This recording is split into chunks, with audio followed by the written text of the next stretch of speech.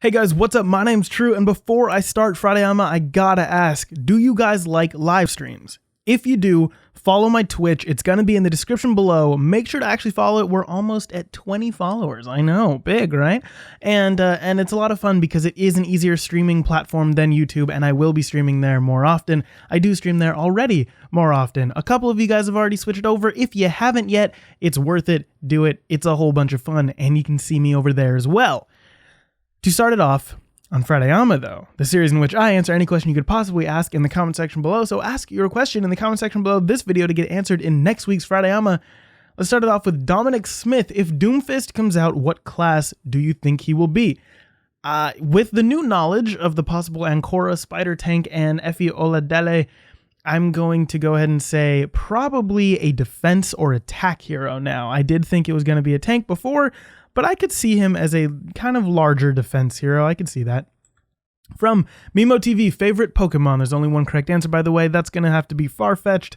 From Lewis Rushton, how was your journey to Diamond? It was actually surprisingly nice, and a lot of people seem to say that it's a really difficult thing, but all I really did was solo queue a little bit, about 100 SR, and then I just kind of played with a couple of my friends and just pretty quickly went up the next 400 or the next 300, and then I was in Diamond, and it was very simple. It was fun.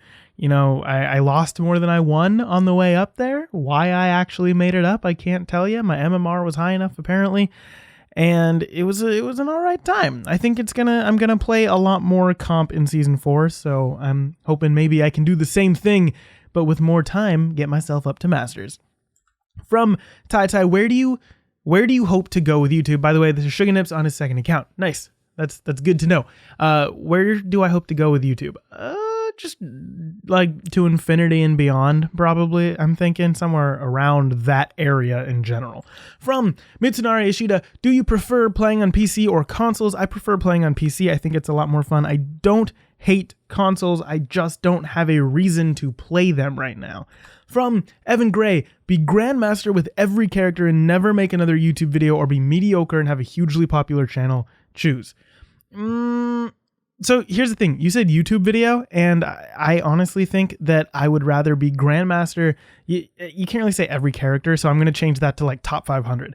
Top 500 and be a very popular Twitch streamer. Haha, I gotcha. Because then I could still interact with all you guys, and I think it'd be very similar, but I'd still have that Grandmaster power. This is how to think, boyos. Just find the loophole and take advantage of it. From FPS Gambit, Overwatch and more. Assuming Elo Hell isn't real, what is the main reason for players getting caught in the lower ranks? So I agree, Elo Hell is not real. It's not a thing, as much as I might have said it was before. When I did go down and up and down and up and stuff, you can easily tell that it's not actually necessarily a thing, because they're just, for Elo Hell to exist, there would have to be this scenario where there is 50% of the players that don't care and 50% of the players that do, and you always have at least half of the team, at least half of your team doesn't want to win, and so you never win, and that would be Elo Hell. But that's not a thing in any one of the ranks. There's always people that care more than people that don't in competitive, except the very, very, very lowest, in which case there's more people that don't care, and so it's not Elo Hell. But what's the main reason for players getting caught in the lower ranks? Well, there's a couple. From the scientific reasons, a lot of the main reason is if you played Season 1, you got locked into a particular MMR that was very, very difficult to break out of. So if let's say you had 50 in Season 1, it's going to be difficult to get out of the 2500 area. Let's say you had 81 in Season 1, it's surprisingly actually difficult to get out of the low GM high master area. It's weird how that works, obviously, unless you throw every game or decay. But that's one of the reasons. That's kind of the scientific reason. And then the other reason is mostly just skill, to be entirely honest. And it's kind of hard to say because I know some of you guys stuck down in gold really, really are master level players. I know that's true, but the majority of you aren't. The majority of the players in bronze, silver, gold, platinum, and diamond just aren't good enough to be in masters and grandmasters yet. Having said that, That doesn't mean you can't make it there. That doesn't mean you can't increase your skill level. Some of you guys are incredible at shooting and really good at, just straight video games, but you don't make the mental thoughts. You don't, way to say that, True. That sounded great. You sound smart. But what I'm saying is you essentially don't think everything through. You don't have perfect game sense, etc., etc. And there's things you can improve on. Try to focus on the stuff you can improve on and improve on it. I think one of the biggest things in improving at anything, especially video games, is to always blame yourself and always try to figure out how you could have made the situation better, instead of saying, oh, this guy sucks. Oh, this guy's bad. Oh, blah, blah, blah, blah.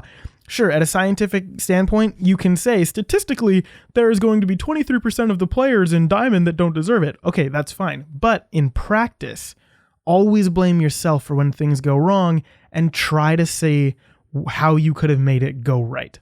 And I think that helps people a lot. From Nolan McDonald, why does Zafran Farid ask so many questions? The timing on this is fantastic because the next one are just tons of questions from Zaf, but I don't know, man. And I don't have any issues with it at all. I actually think it's really cool.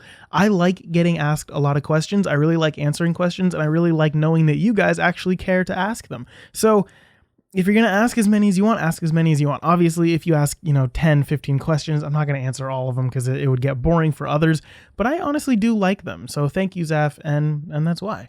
So from Zaf, have you heard any Stormy songs? If yes, which, and what do you think? I have not, so sorry, man. From Zaf again, what's your favorite current song? That's going to be Everybody Dies from J. Cole. From Zaf, have you ever had your heart broke? Yeah, absolutely. Yes, is the answer to that question. And the last one from Zaf, what is the lowest you've ever been in life? That's kind of a hard one to answer, but I mean, there's been a point in my life where I was just doing a lot of stuff that I didn't want to do, and I didn't really know why I was doing it, but I kept doing it anyways. And essentially, none of this was like bad, illegal stuff or anything like that, but it was just stuff that I was going a certain route in life that I realized I didn't want to go, but thought, I have to go this way because this is what's socially accepted. And I realized that the fact that I cared so much about what others thought I was doing, what others cared about me, made me hate everything so much that I honestly contemplated, not really suicide per se, but I contemplated somehow not existing anymore. I don't know if that makes any sense. I didn't necessarily want to kill myself. I just wanted to cease to exist. It's kind of weird, but it was a low time in my life. And, I decided one day, screw it. I'm going to change. I'm going to not keep doing this crap because I don't want to do it anymore, and I'm done. And so I just finished what I was doing. I changed everything up. And now I'm incredibly happy. Incredibly happy. I'm almost always super happy. Even when horrible things happen, I'm able to get over them somewhat quickly because of how happy I am. So I definitely think if you're in a bad place, it's one of those things where you just have to say, you know what? I'm changing. I'm making a decision to change now. And then you do it, and then you follow through. And I think a lot of good things can come from that. From Phi, Mercy or Junkrat? Mercy, 10 out of 10. From Kendrick, Pupper or Doggo? Pupper, 5 out of 7. From Landon Rowerig, rank the characters in Overwatch on edginess. There's 2 edgy characters in Overwatch. There is Reaper and there is Sombra, and that's all there will ever be. You can't even rank the others because they're not edgy at all. They're not anywhere on the edge scale. Not 2 edge, 4 me. Not 3 edge, 5 me. Not even 4 edge, 6 me. There's nothing on there. And the last one from George Taylor. This is a simple one. Apple or Samsung? Apple in practice, Samsung in theory. The reason I say that is because Samsung is technologically better in every way. Apple is easier to use as a phone for me because I have friends who have Apple. iMessage is fantastic for that. I'm used to it now, and I just kind of like it a little more. That's it. I have no reason beyond that I would actually ever choose Apple. Anyways, I hope you guys liked the video. If you did, hit that like button. If you didn't, the dislike, and I will see you guys next time. Peace.